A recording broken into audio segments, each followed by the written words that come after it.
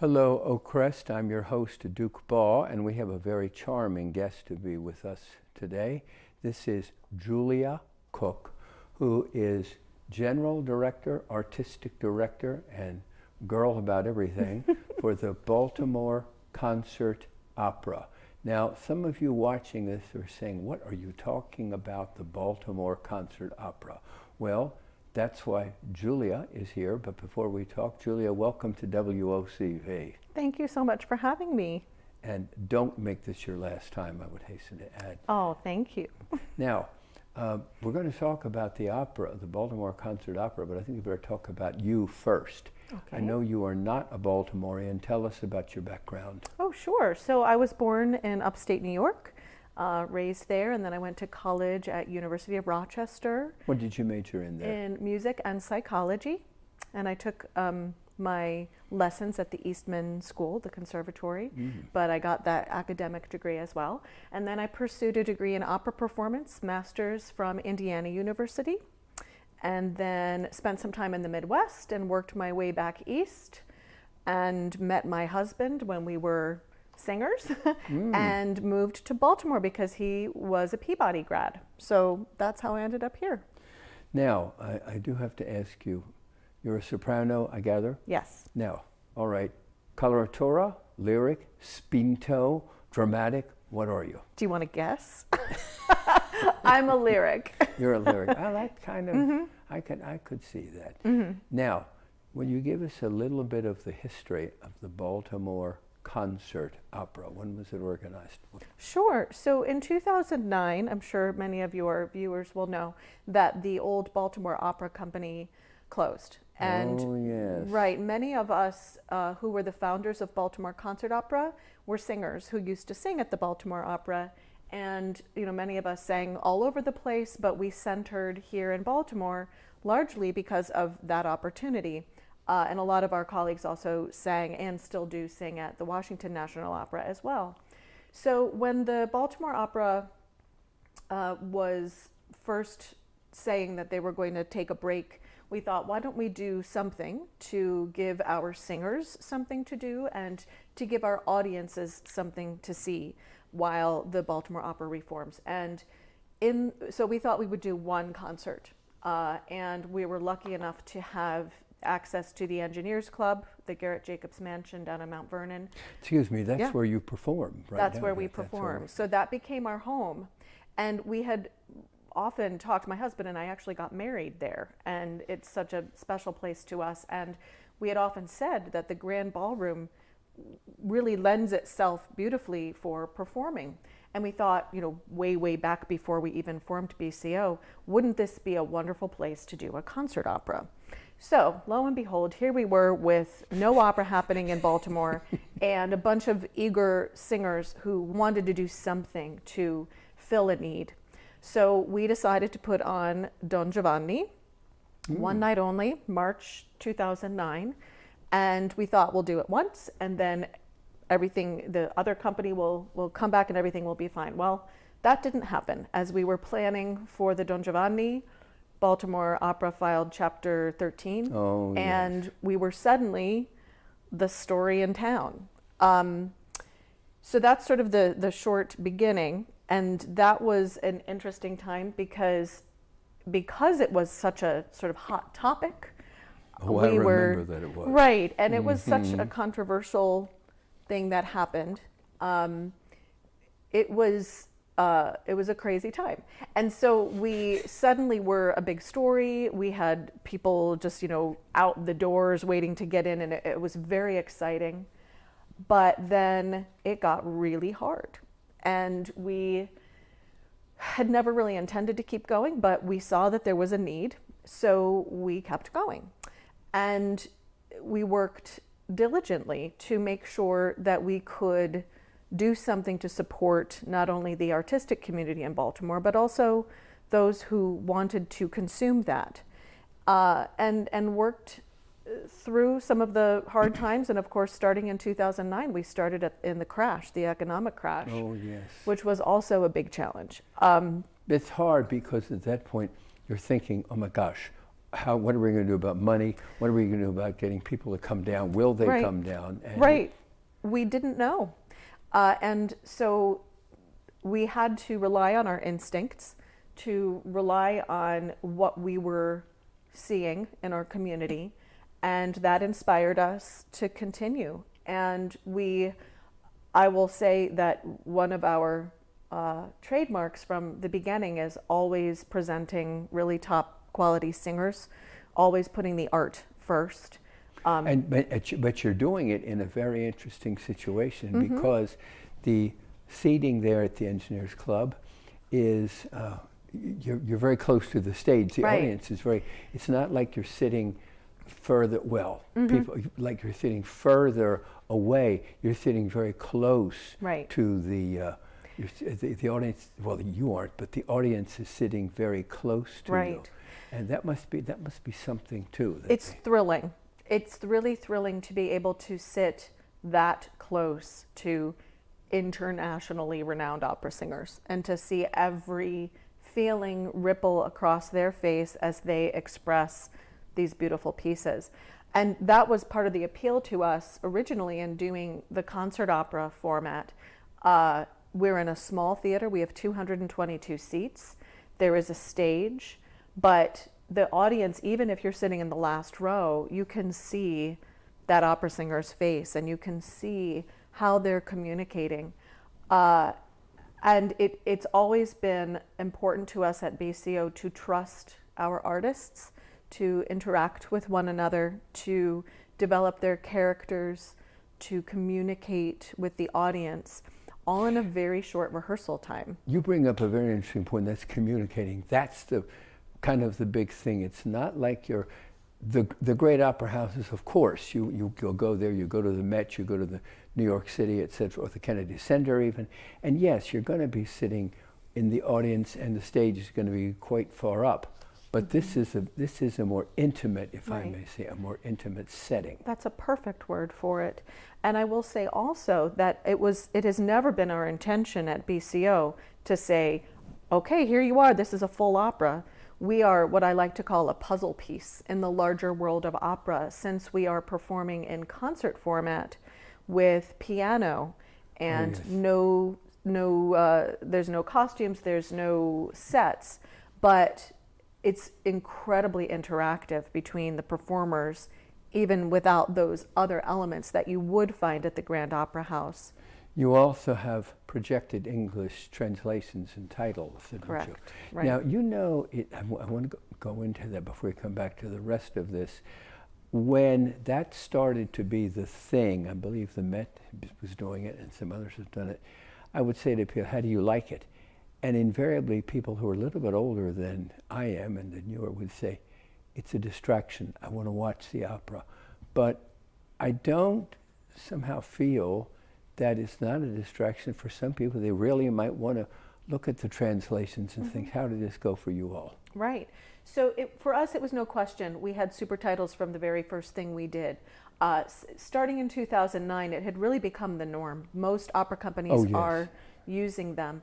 I am old enough to remember when super titles were starting to become more prevalent. And I was raised in a music household. My mother is a singer and a classical voice teacher. And so I grew up knowing opera. And I remember even in my young years thinking, oh, the super titles, they'll be distracting. It takes away from the purity of the opera. And but it really doesn't. It doesn't. Well, you know, for some, I don't want to diminish somebody who might feel that way, because if that's how you feel, you're certainly welcome to your opinion. But I will say that with the shift in music education in America, younger people are not as familiar with the art form, and they may not know the stories, nor will they know the art form well enough to feel comfortable walking in and saying, well, okay, I'll just let this music wash over me even if I don't know what it's about. So they also might, excuse me, but they also might not necessarily read the program, the libretto of the program. You know that it takes a while to go through it, and they might not feel that they can get anything out of it. They read the libretto, well, maybe, but this can be a big help. It can, and I will always support using the titles.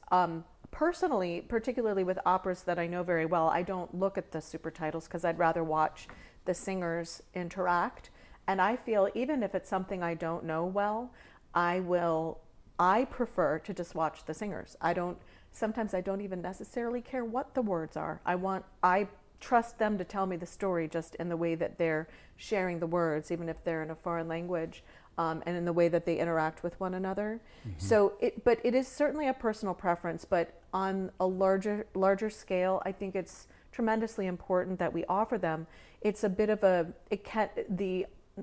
someone feeling like they won't understand the opera is a real barrier to some people. That, though, is, if they don't understand, they probably aren't going to like the opera anyway. So they might, I can't stand hearing this person going, ooh, all the time, but I happen to love it. You do. Many of us do, rather. And just give it a chance, and some people just will not do it. And that's where you're telling me, I know. That's where now let's see. Now we were talking about a couple of operas that you're doing this year, but you bring up an interesting point about piano accompaniment. Several years ago, you did Gounod's opera Faust, starring you as Marguerite. I might hasten to add. That was just out of necessity. It's a long time ago. Well, what I was going to say is, what adjustments do you feel have to be made with the idea of a piano accompaniment? Because then I see you're doing Madame Butterfly later this year in September. There's something about the orchestra, and what adjustments do you have to make with the piano being the sort of the accompanying instrument for it? Well, I don't think there's any adjustments, in fact. I think it's just opera with piano, and it cannot take the place of the orchestra. It can approximate, but what it allows our audiences to do is to focus on the singers. And I love a grand opera. I love a full orchestra. I was a flutist myself, and I love that sound, and that's how it's intended to be heard. But our format there are a couple of elements of why we perform with piano. One of them is logistically, there is not room in our space to accommodate an orchestra. An opera orchestra, right. And then the second is budget, especially starting off as we did. I didn't even say, we started off with $750 of our own money. And our first opera, we said to the singers, we're going to do this thing. We would love for you to come. I mean, people coming from all over the place, singers who are accomplished singers came to do us this favor. We said, we don't know if we can pay you. We did, because we filled the house. But the reason I say that is an orchestra is a tremendous cost for a grand opera. And we ultimately, if we had unlimited funds, of course I'd be doing things with orchestra all the time. But I don't think I would take this part away. I think I would still present concert opera with piano in the way that we're doing, and then maybe add a grand opera element in another theater run by Baltimore Concert Opera, if that ever were something that we could do. But I would never take this away. And people say to us all the time, from brand new opera patrons to people who've been going to the opera for 50 years, they say, don't change what you're doing. And I say, okay. So they our audiences really do like it. Now you're doing, let me just go through this quickly, September 20th and 22nd, you're doing Puccini's opera, Madame Butterfly. Yes. Now there's one thing I have to ask you, and maybe somebody over here is watching this would think about this. You know that when Butterfly dies and she stabs herself, and Pinkerton calls Butterfly about 2 or 3 times, normally that's done backstage, or at least at a distance from the audience. You can hear it, but it's still done backstage. How do you do this in a setting such as this? Well, we will work with our artists and let them help decide how they would like to do that. In concert opera, you have to handle those theatrical elements differently. We have a couple of things at our disposal. One is lighting. We do have some lighting options that really help to portray the drama, since we don't have full sets and a full staging. Although our operas next year are going to move into being a little bit sort of semi-staged, beyond what we've done in the past. How are you going to do the acting? Are there going to Yes. be limits to the acting? Because big opera stage, yes, you can act, but here, will you have, is it limited as far as how much acting you can do? No, not limited at all. In fact, I think it's better. I think it's easier in some ways for the artists because they know they're in a small space and they don't have to overact or I shouldn't say overact. They don't have to exaggerate motions because even subtle actions can be detected from the last row because it's a smaller room. That's what I was saying. And even when I was at Peabody, we had an opera class, and we did an opera recital, not of an opera, but opera scenes. We did Rigoletto, Carmen, the sextet from Lucia de Lammermoor, which yours truly was in. I would hasten to add. I was the chaplain. Enrico? I was the chaplain. Yes. Oh, okay, Raimondo. Yes. But anyway, we did a minimal amount of acting because the teacher, Mr. Valentino, would say, "Okay, we're going to do. When you do this, be sure you do so and so and so and so," and they'll be able to see you act up there. But the acting was very limited because it was in the concert hall of the Peabody.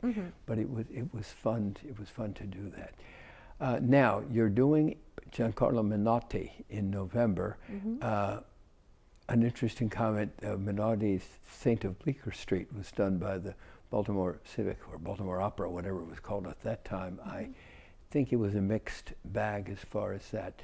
But tell me something about the Console. Sure. The Console was a Pulitzer Prize winning opera Oh, yes. by Menotti in, I think, 1955, I want to say. I think it was, yes, now Yes. that you said, yes. And it is about immigration. And this is why I picked it for this year. We've been, over the last, I think, 3 years, each year we've had one contemporary opera in English. And when I say contemporary, I mean 20th century. And it has resonated very well with our crowds. So I wanted to pick something that was topical. Immigration's Yes, topical now. it is topical. And we were looking at a number of different things. The way that I program, I have a running list of, 50, 70 operas that I would like to do. And when programming, it all comes down to fitting a season together that has balance in languages, styles, budget, how many choristers will need for something, and what we can afford to do, based on that. So all of those things come into play when I'm balancing the season. And the Console just seems so poignant to me right now, and I really felt it would be important to tell that story. And I'm really looking forward to that. It's a tough season next year. We have no levity at all. There's no laughs. That brings me to the question I'd like to say. You call it a quartet of tragic heroines. Right. That is a theme, if I may say, but I'm going to ask you, do you have a theme every season? I'm sure you don't, but I need to ask you this. Sure. Do you have a theme every season, or did it just happen that this was a perfect vehicle, the whole, having a theme, the quartet of tragic heroines? Right. We did not plan that theme as I picked the operas. I was not trying to fit into a quartet of tragic heroines. That title came later as we realized what all of these operas were about. This is the first year that we've had such a theme, and it's more of a way to share an idea of what a unifying factor for the four operas is. And there is a little bit of symbolism there, though. I will tell you that I was recently promoted from executive director to artistic and general director.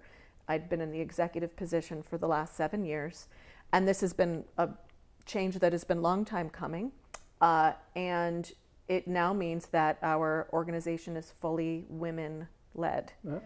So while that was not why I chose the operas for next year, as we saw that pattern emerge, we thought that was rather symbolic.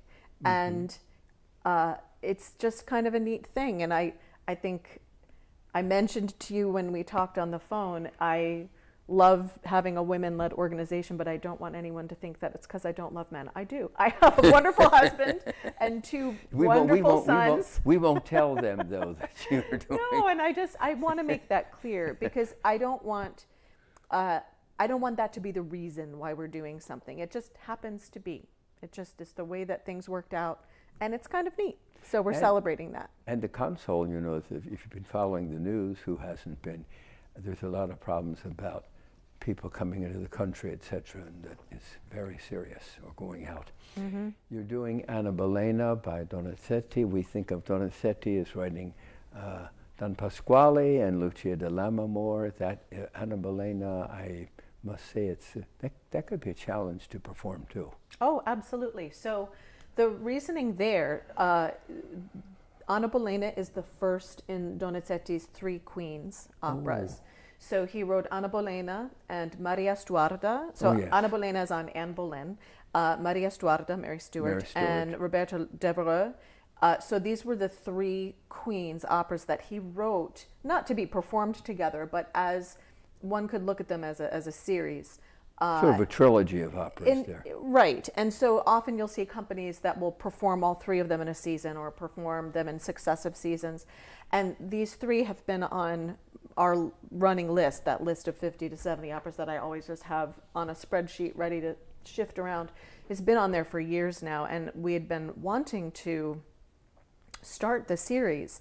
And this finally seemed like the right year to do that because of our new music director. I was going to ask you about that, but since you jumped into it, tell us about your new music director, will you? Absolutely. So we were very lucky to meet and get to know very well a coach and pianist in New York City and conductor named Rochelle Yonk. And she's originally from South Africa. That's what I remember you told me when we talked on the phone, that Rochelle Young is her name. And Rochelle Young, thank you.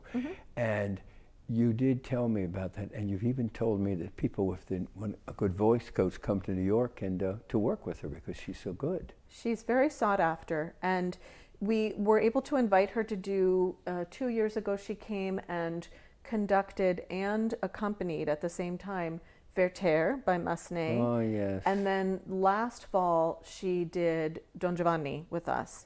And same thing, played and conducted from the piano. Let me stop a minute. Sure. Let me ask you, playing and conducting, as a rule, do your pianists conduct also, or did you have someone come and conduct and then have the pianist accompany? So this, it's usually a pianist and a conductor separately. I see. But it depends on the piece. So with Rochelle, who came in and we were going to have her, she was going to conduct, and we were going to hire a pianist, and she said, you know, what do you think about me just conducting from the piano? And I said, sure, if you feel comfortable with that, let's do it. One of the advantages to a piece like Werther is it's a small cast. There's no adult chorus, there's just a children's chorus. It's a very simple part. And so she felt she could handle that because in the rehearsal process, she's able to prepare everybody to know what to do. And without an orchestra to try and bring along with everybody, she was able to respond, and sort of even with a nod of the head or an occasional gesture with her hand, just taking up from the piano, worked very, very well. The minute you get into some bigger pieces, conducting from the piano becomes much harder. So we've selected, Rochelle is going to conduct and accompany two of the pieces next year, Madame Butterfly and then Anna Bolena. The bel canto style is her specialty. I mean, she does everything, but that's style of music she has spent a lot of time studying and coaching. Loves it, probably loves and it. so she's really an expert when it comes to that. So we made the decision, you know, as I talked to her, after the Don Giovanni, I said to her, we need to get you more involved in the company. I'd really love to find a position.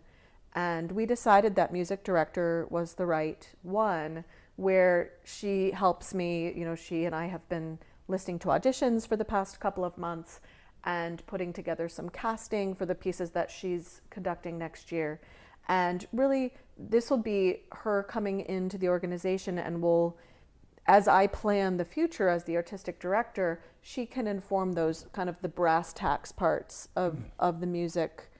Okay, this piece will do well in this space. This, you know, she knows Anna Bolena a whole lot better than I do. So I trust her to help make decisions about what will serve the music and then ultimately how we serve our artists and our audiences. That is so important, and the fact that she has that background, and as you said, she can be a big help to you on some of the kind of things. And when you start talking about operas for next year, she'll be able to tell you this would be perfect in the space, because she's seeing the hall and she is looking at it. Now, the last opera you're doing in April, I believe, it's the L'Incarnazione di Poppaea, Monteverdi. Now, this is interesting because when we think of Claudio Monteverdi, we do not think of a symphony orchestra. No. We think of a small orchestra of the Baroque. There were some Baroque orchestras that are coming out in recordings. But what was the reason to select this one? So this is going to be a collaboration with one of our artistic partners. I'm not sure I'm allowed to announce that yet because I don't know that company has yet announced theirs, so I won't name them. No. But when we do a collaboration, the same cast comes to us at BCO first. They rehearse the music, they do 2 concert performances, and then they go to our partner company and they do a fully staged production with orchestra. That way they can kind of get used to how it's like working with the orchestra and working with the singers, etc. It's a great model, and nobody else is doing it. We really are onto something here, if I may say so. It is an excellent opportunity for the artists to get to dig into the music, to spend more time rehearsing together. In today's opera world, that's what gets cut, is the music rehearsal. And by adding the element of BCO, where it's truly focused on the singing and all of the other elements which make a full opera, we don't have to worry about those things, which allows us to truly focus on the singers and the music. So, but when they have that extra time together and they give performances in concert for our incredibly enthusiastic sellout audiences, that then gives them a huge leg up when they get to the rehearsal process for the full production, and it shows in the end product at the other company too. This is amazing. I have to ask you very quickly because we're almost out of time, but I have to ask you very quickly, well, 2 things, but one of which is, you mentioned the opera company folding, etc., and the crowds seemed like they weren't coming. How in heaven's name did you manage to get people to come to these operas? Is it because it's something so new, so different, so exciting? How did you do it? Well, I told you that there's no one secret, right? So we work tremendously hard to watch our audiences, to see how they're responding, to notice communications, to listen to the survey questions, the responses that we get. We always start with the art first. We know enough about what we're doing to make sure that what is on our stage is always going to be of the highest quality. But that isn't enough. We have to look at the landscape of our community. This is something we do vigilantly and constantly. We are looking at where people are receiving their information. How do they feel when they call Baltimore Concert Opera and our operations director answers the phone and treats every person as special as they should be treated? How do we want people to feel when they walk into our building?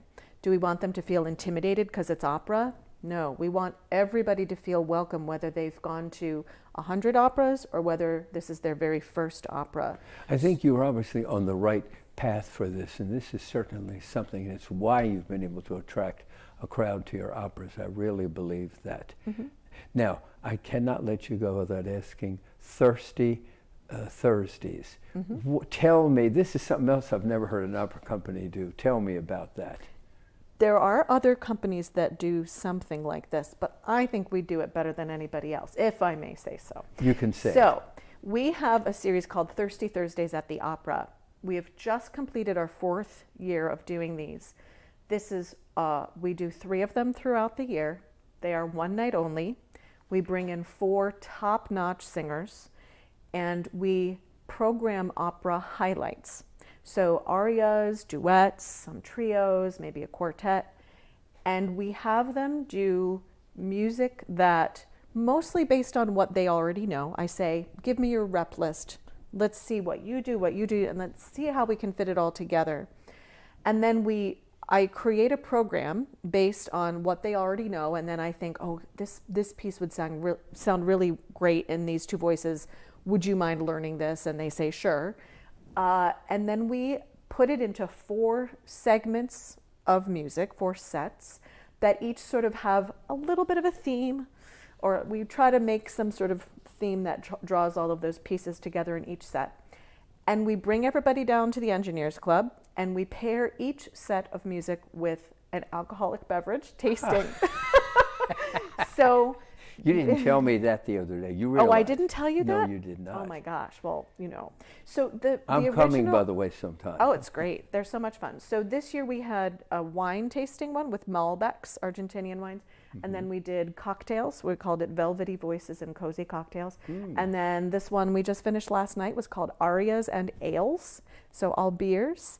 And it's super fun. The motivation for that was to try and draw in people who may be a little intimidated about going to an opera, but hey, they don't mind having a cocktail or a beer. And if that's paired with getting to know opera a little bit, and of course in our beautiful home at the Engineers Club, you put all of those elements together and you have a pretty fun evening. Oh, yes. And we have found in our 4 years of doing this, it has been so successful. We had the goal is to reach young professionals in Baltimore.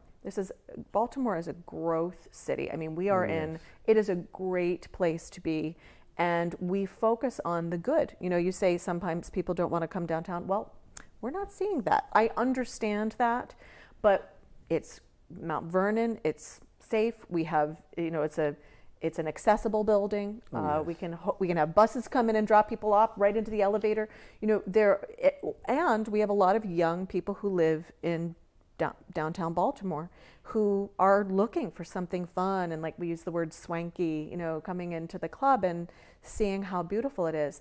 And it's just so much fun. And the singers talk from the stage. They introduce themselves. They tell a little bit about each piece that they'll be singing. In 30 seconds or less, they say, this is about whatever. And it's fun and it's accessible. And our audience realizes that the opera singers are real people, fun people. And that's so important, because I think to have the opera singers know these people are, as you said, real. The opera singers, they're real people. And having said that, being an opera singer myself and you being one, that's very important, and people can then really enjoy it. We are just about out of time. I want to thank you. Thank you very much. We have been speaking to Julia Cooke. I have to think about that. Julia Cooke. Mm-hmm. And she is the general director of the Baltimore Concert Opera. If you happen to pop in the middle of this and you say, I'd like to hear this again, 2 p.m., 7 p.m., 9 p.m., and Julie, how about it? We also have to do it at midnight. Why don't you and I come and let's do it again? Oh, sure, that sounds great. I'll wear the same thing. How's that? Of course. So will I. Okay. Thank you very much for being with us, and if for any of you, will be able to, if you missed this, we'll be able to see it again on oakcresttv.com. Thank you very much for coming. It's a pleasure meeting you. You are a charming, delightful person, and I think you are on the right track with opera. I'm very enthusiastic. Thank you so very much. much. This is Duke Baugh. Thank you for watching. Do now have a pleasant day.